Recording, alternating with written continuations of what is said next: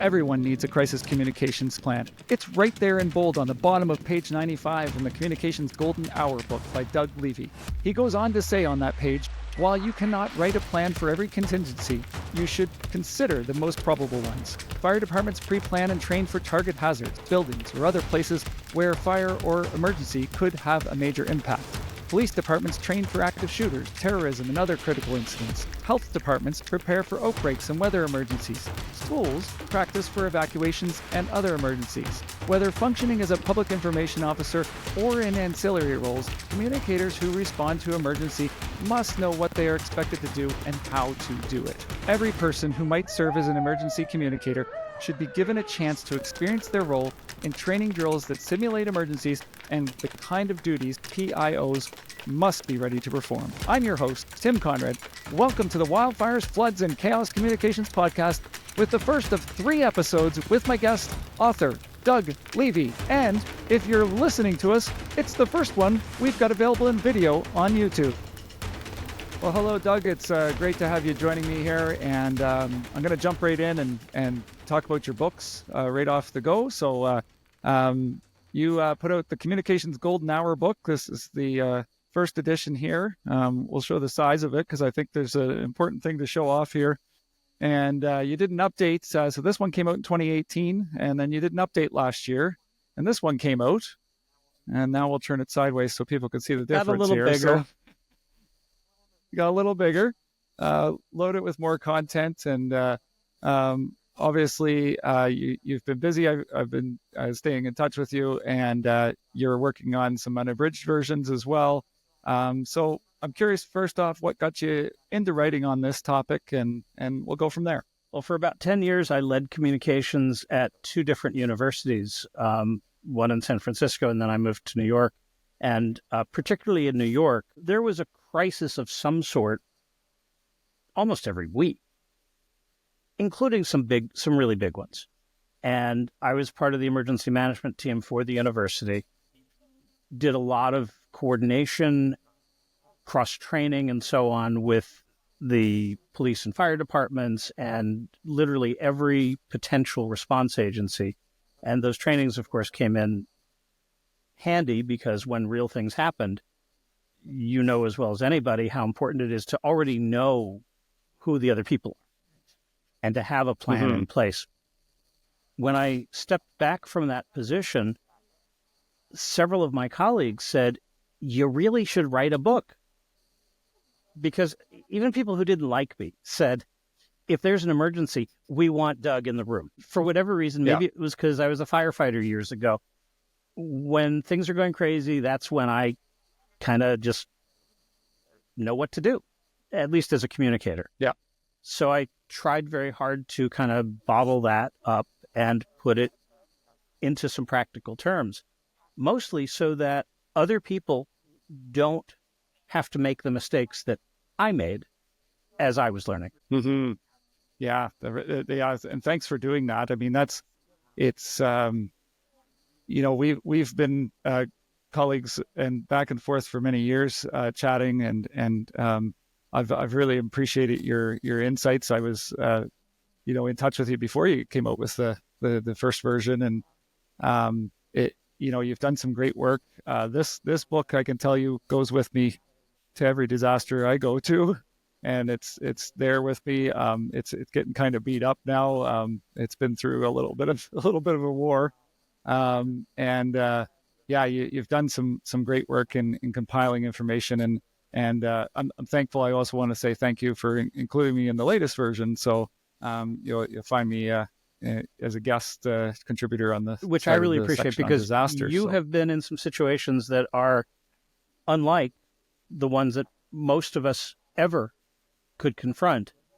Yet many of the things that you've had to prove are absolutely applicable in other settings. Yeah, absolutely. It's you can certainly take a lot of things from large emergencies and disasters and apply them to other things that you experience in crisis. So yeah. So as you're working on these unabridged versions, tell us what an unabridged version is, and a little bit more about what people will be seeing in those unabridged So versions the when they come out. unabridged version is the one you're holding in your hand that's 400 plus pages. The abridged versions are going to be much more like the other one. I've heard loud and clear that nobody wants to put the 400-page book in their go bag.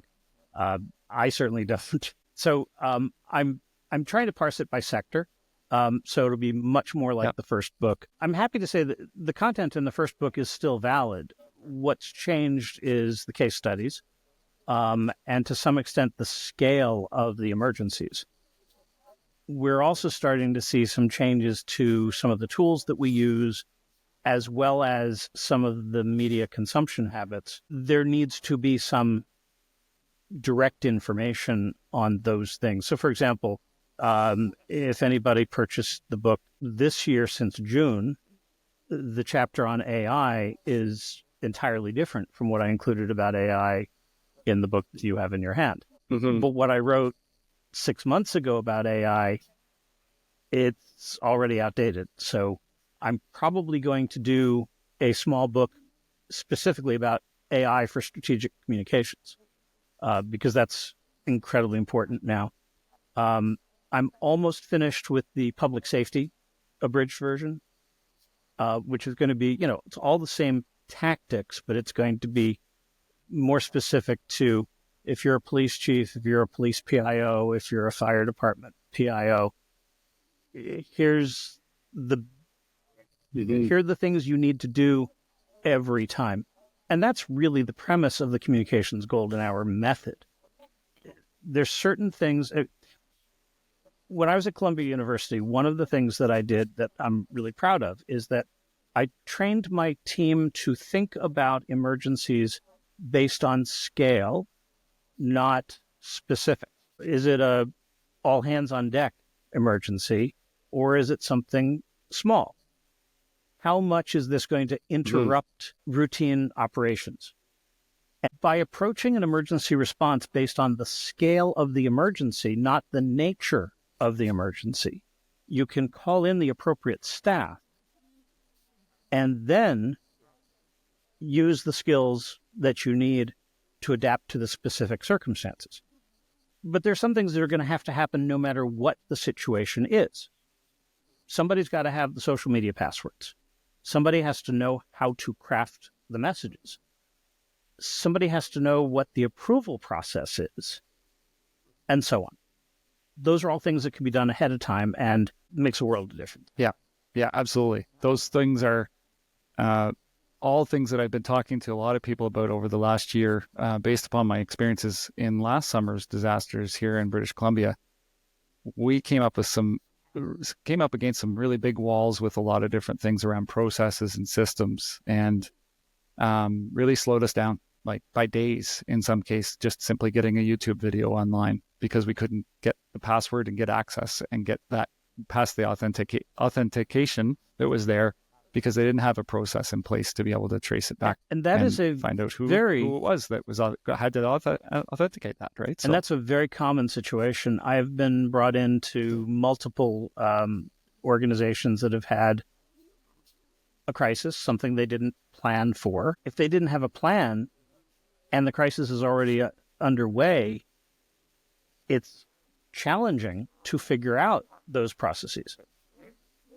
And it's a lot riskier. It's less likely to succeed. I'm happy to say that the last couple that I've been brought into, we were able to do it, but they always happen on Fridays. And I'm actually vividly remembering two Friday phone calls this spring from different organizations. Both had CEOs that were kind of freaking out because they had something potentially bad happening and were not prepared for the communications piece. And in both situations, the legal stuff was fine. They absolutely knew what to do. The problem is that lawyers are thinking about winning in court, and sometimes winning in court does not mean keeping your customers, your constituents, the people you answer to, happy. So, we were scrambling to figure out, okay, Who's in charge of the social media? Are there ads running for the organization? Do you have PSAs scheduled? Are there any events coming up where people might show up? This is the stuff that we have to be able to jump in and address very rapidly. That's for an organizational emergency or a corporate emergency. But it's the same thing if it's a huge fire or violent crime, God forbid, or any of the things that could happen. You've got to have the basics locked down and planned so that nobody is questioning what to do or who's going to do it. Several courses are being developed, and I'm happy to let you know that the first course will be on CanadianTraining.ca really soon. Job interviews, public speaking, messaging, and speaking to media. How to speak more confidently to groups of people in many settings will be our first course. It will teach you skills useful for many settings which require you to speak, where your nerves may be winning the battle right now. Launching soon. Sign up for updates and early access at www.canadiantraining.ca to learn how to speak more confidently to groups of people. Subscribers will also get free checklists, guides, and more. CanadianTraining.ca. Learn from our mistakes. Someone should. And, to go back to the title of your book, it's The Communications Golden Hour. And probably a little bit of a play upon a golden hour that used to be used in the fire service, Exactly. which in the fire service, when you're doing an extrication, so that's when you're using jaws of life to get somebody out of a vehicle, there's a thing called the golden hour. And the idea is there's 20 minutes for police, 20 minutes for ambulance, 20 minutes for fire. And you should have that patient out and off to the hospital. So when it comes to communications, though, getting a really strong start is really important, and it sets the stage, it sets the foundation, in my experience, as to how the rest of the crisis will go for you. That first hour is big. It's a very, very big one. And in fact, so good for you to target in on that. I drew on my experience training as a firefighter and EMT. I had the fortune of being trained in Maryland, where the golden hour for emergency medical response was developed, literally. So all of our training was about having the right resources responding so that whatever the situation, we could get those patients to the trauma center within that 60 minutes. And we got to see the results. In fact, at the time, we would see the outcomes of the patients that we extricated from car crashes and so on, versus other jurisdictions. And literally, if you had the same injury in Maryland versus the same injury in the next jurisdiction, your odds of survival were dramatically different. And it's all about pre-planning for the known needs and not wasting any time. And we need to be doing that for communications the same way. The only other thing is that, I think an hour was probably reasonable when I first wrote the book. It's now more like 20 minutes. Yeah, that's right. Exactly. So while we finish off chatting about the books here, I'm curious what you learned with the first and second editions. Like, what were some of the lessons you learned through the development of those books? I've evolved a fair amount myself. I've never been a fan of the thick binders that we sometimes see for communications plans. And I saw one communications plan that had a template, a pre-plan for some of the most far-fetched scenarios imaginable. And I am sure that somebody, somewhere, probably years ago, paid a lot of money for somebody or spent a lot of staff time to develop those. And, those just collect dust. That's not particularly useful. So when I wrote the first book, I pretty much discount the value of templates. I do think you need to have a template. You need to have a pre-planned message for that initial response. But beyond that, don't waste time doing templates. Focus on making sure that you've got the right skills and tools in place, and the people, of course. I've come around. I now believe that, especially with some of the tools that we have to help us write faster and better, there are more opportunities to pre-write the predictable things. And if we follow the same principle of doing what is known, preparing for what you know is going to happen, why not have a pre-plan for if there's a report of a wildfire in a certain jurisdiction? Have a fill-in-the-blank sheet that you can just have ready. There is value to that. Yeah, absolutely. Yeah, and that's I am a big believer in systems and process and templates and guides and all those sorts of things being there, but they are a tool. They are not the end solution for you. You're going to have to do something else to get them across the line and get them out to people and working for people. And that's really where the brain power has to be put. Yeah, exactly. So what's the biggest gap that you've seen in skill, style, knowledge when you're meeting people through training and coaching? We've had so many huge emergencies in the last 5 years, including the pandemic. So we've seen many, many examples of both good and bad communication. Unfortunately, we've also had some really bad events in certain places with similar really bad events in other places. So we've had some side-by-side comparison opportunities. And what really strikes me is the difference between a place that has anticipated that bad stuff happens versus the ones that really didn't know what to do or didn't have anybody in charge, or maybe the authority was ambiguous. For example, there was a mass shooting in a retail facility, a retail store. I can't remember how many deaths there were, but it was one of the bad ones. And it was more than 3 hours before there was any official communication. And when the authorities held their news conference, the first 12 minutes or so, at least many minutes, was thanking the governor and thanking the city council and so on. It was all this throat-clearing stuff when people needed to know, are we okay? Is there somebody on the loose with a gun? Important things. We also have had some really outstanding examples that we can learn from.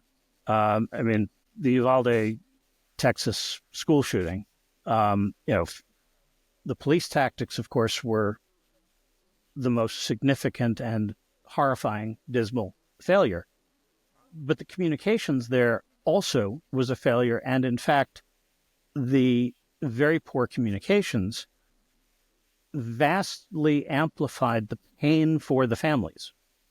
We've heard that directly from them. And in fact, I was talking to one of the reporters who spent a lot of time there, ran into him at a conference about a week ago. And the tragedy already was as bad as it could be. But then to have misinformation coming directly from the authorities, or in some cases, no communications from the people who were really in charge, makes it worse. About a week later, there was a shooting in Illinois, also terrible. I believe it was 7 fatalities in that one. However, the multiple police departments that were responding had been training together. They all knew each other. The person who wound up being the PIO for that event wasn't even from that city's department. But he got the alert, hightailed it to the location of the emergency and said, I'm here. And the local department didn't have their own PIO. So he became the PIO for that incident and did it so well. His message, his name is Chris Cavelli. You've got to focus on why you are communicating. What does the audience need to know? And in that situation, they had a gunman on the loose. People needed to know how to stay safe. Anything else was not important. When I started this podcast, this is one part which surprised me. An audience from so many cities, towns, and villages all over this beautiful marble we call home. So thank you to our listeners in Taiwan and listeners in these communities: Vienna, Austria, Newtonards, Ireland, Wandsworth, England, Kenora, Ontario, and Corte Madera in California. Thank you for listening to our podcast. You join a global audience with listeners in over 30 countries and 300 cities. Wherever you listen, whether it's Spotify, iTunes, or Amazon Music, please subscribe, leave a review, and share with a friend by sending them communicationspodcast.com, where you can also sign up for our newsletter. You've worked with a lot of these crisis communicators, training them, coaching, and leading them. What makes a great one? What makes somebody a great crisis communicator? Number one is understanding why you are communicating. I think that's where we see people go astray. I remember one police executive that I worked with who was unable to really understand the audience. He could not get himself out of cop speak and was not very receptive to any suggestions from folks that actually know communications. And as a result, in a few instances, he would be communicating about something that was truly good news. But because he was using jargon that the community didn't understand, or he wasn't framing it in a way that was relevant to the community, it would either just pass over everybody's heads, or I remember there was one case where the community actually thought he was communicating something bad.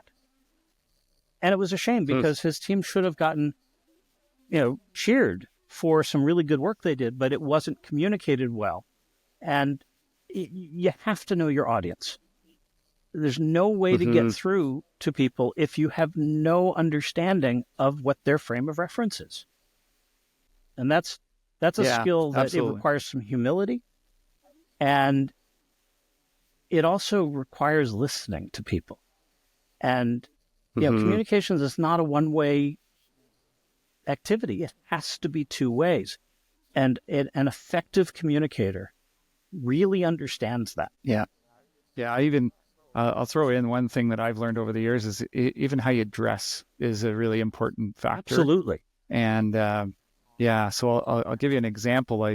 I worked with a person who came in and they come from a background in broadcasting, and they showed up and they were, dressed very, very nicely. And we were dealing with a disaster that was really ugly and nasty. And nobody was clean.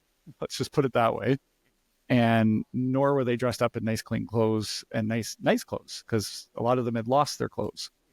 And it was interesting going into the community and hearing how the community saw that person. And they actually brought them up in conversation and said that they did not trust that person because they were clearly out of touch with the community they were talking to.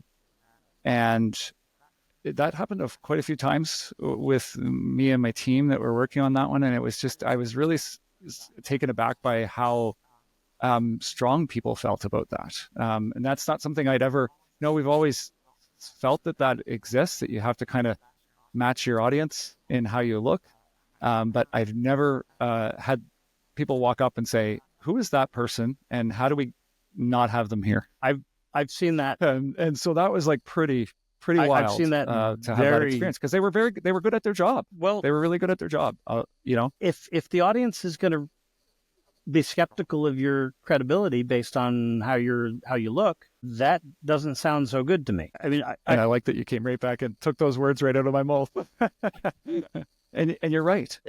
I recall one when I was in New York. The New York City has 77 police precincts. It's a big city. There's 35,000 police officers across the 5 boroughs. And the precinct commanders change every couple of years. It's a normal thing. And it often happens without much notice. And I remember one time when a new precinct commander was coming into my local precinct. I was, I was a member of the community, had no official role. And I remember him walking into a community meeting to be introduced for the first time. And he was wearing his Class A dress uniform. This was a neighborhood that was mostly not real well off. A lot of people working 2 or 3 jobs, barely getting by, a lot of first-generation immigrants. And even the people that had good jobs were like school teachers and stuff. You know, nobody dresses up like that for a community meeting. It was a power play. He was not trying to relate to the audience. He wasn't trying to connect to the audience. He was trying to be in charge, essentially. Yeah. And it was such a dramatic contrast to his predecessor and also his successor, who both would show up to these meetings wearing their raid jacket. I tell people to dress the way you would if you were actually responding to whatever the emergency is. Yeah. Yeah, absolutely.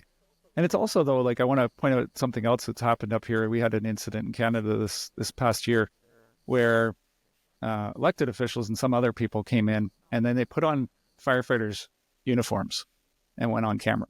Why? And that got picked on quite heavily as well, because, you know, I remember people saying, well, what is this cosplay now, right? It's like, are we at a Comic-Con and these people are dressing up pretending to be firefighters now? So they lost a ton of credibility when they did that. And so it is, you know, it's finding that fine balance in between. You dress to fit the setting, but don't overdress, as you've said, in a Class A uniform or in a spot like there is a time and a space for somebody to be an authority, but you have to be very sensitive as to when that time and space is. Absolutely. And the uniform has to make sense. If you're a hospital president and you're a doctor, if you're attending in the hospital, you're going to wear a white coat. Absolutely. But if your day-to-day job is sitting in an office, then you shouldn't be putting on a white coat to do a news conference. Did you know that monarch butterflies can fly up to 160 kilometers or 100 miles in only one day? How do you measure if someone has experience in their field, kind of like a butterfly? Have they sent evacuations by road, boat, flight, canoe, and trail? Well, I didn't send the one by canoe, but I worked with the person who did. Do they need a team with experience with hurricanes, murders, sports, landslides, airlines, financial crisis, pandemics, wildfires, fisheries, floods, destination marketing, ice jams, dental, healthcare, or industrial incidents? We've got all those covered among our associate team, and most of them many times over. We can help you with public relations, public engagement, or marketing you may need, including training. We work with many organizations, including First Nations, governments, nonprofits, and business. We excel at the toughest work, which has drawn us to disasters, emergencies, crises, and issues. Yet we love to work on happier projects. So if you've got some of those, we're in on them too. We've organized large multi-day events, led community outreach and public education programs, facilitated public participation in dignitary sessions. You name it, we've kind of done it. Learn more about us at butterflyeffectcommunications.ca, where you can join our newsletter list. Now, fly back to the Wildfires, Floods, and Chaos Communications podcast. So when we jump to large emergencies and disasters, what makes somebody great in those events? Do you have any other thoughts?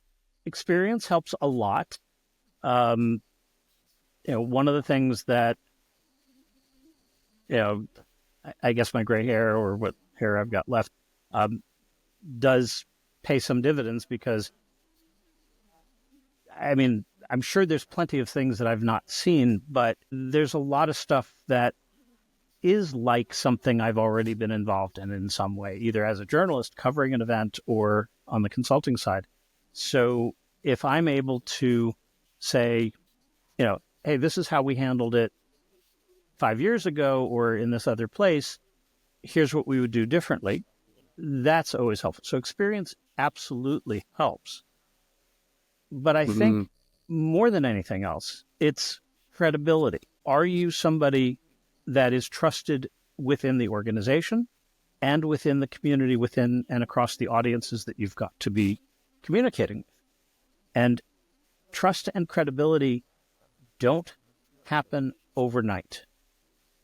So ideally, you're already familiar with the audience and they're already familiar with you, so that if you're competing for share of voice with others who may not be the real experts, they're going to trust you because they already know you.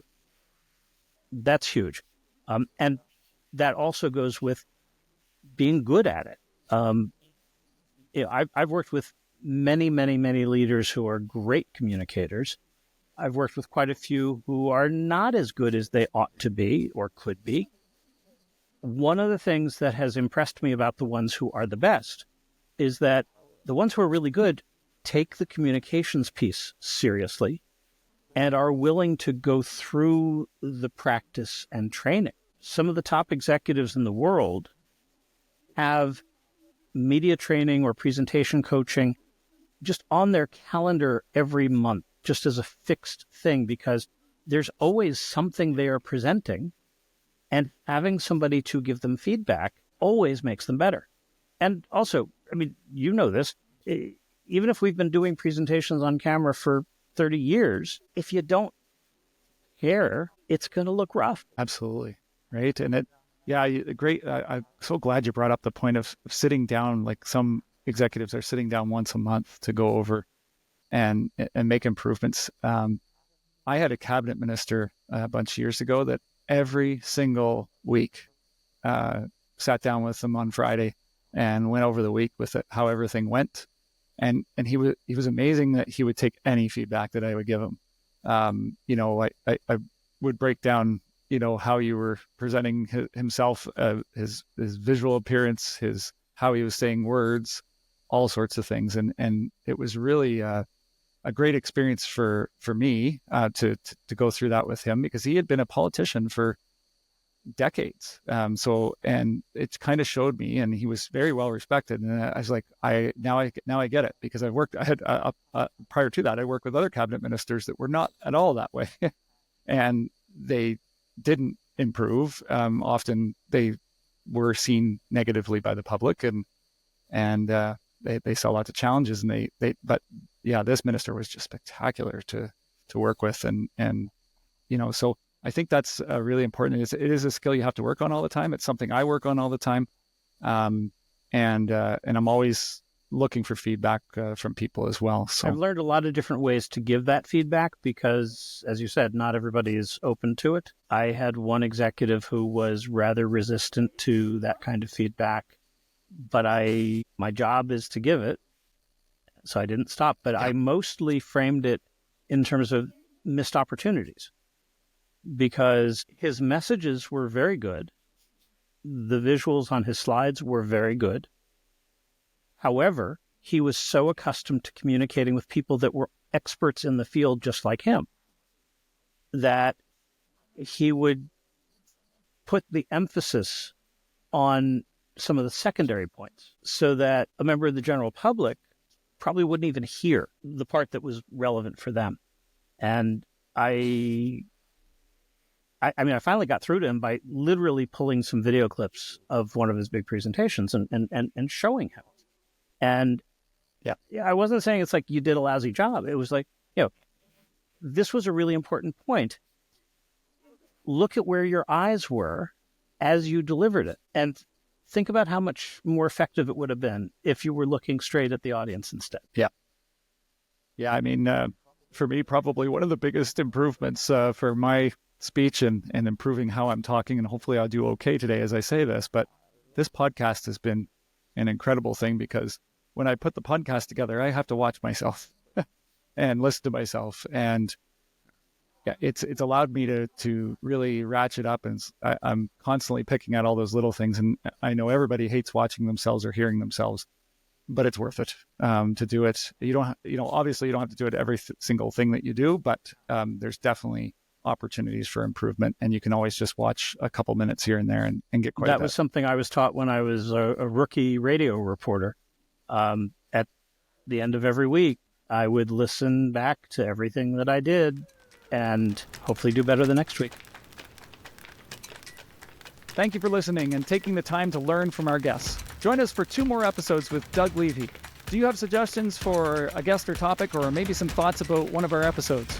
You can write us at communicationspodcast.com, where you can also leave us a review. Thanks to Ed McDonough for a 5-star review on Season 2, Episode 11, Crisis Communications Management with Shauna Bruce. Many thanks to Ed for our first review. Hey Ed, awesome. And anyone up for keeping that review trend going? Let's add another one. Get in there. Wherever you listen, whether it's Spotify, iTunes, or Amazon Music, please subscribe and share with a colleague or friend, such as someone in health communications. Remember, we also have a newsletter that will give you more information, and we put up transcripts, links, and information on our guests on our website. Visit Communications Podcast. If you like this episode, check out Season 1, Episode 3, Crisis Calls, Navigating Remote EOCs with Lila Dowd. Thank you for joining us on the Wildfires, Floods, and Chaos Communications podcast, a production of Butterfly Effect Communications. We are masters of doom and gloom communications, bringing calm to chaos. Goodbye. Hear me later.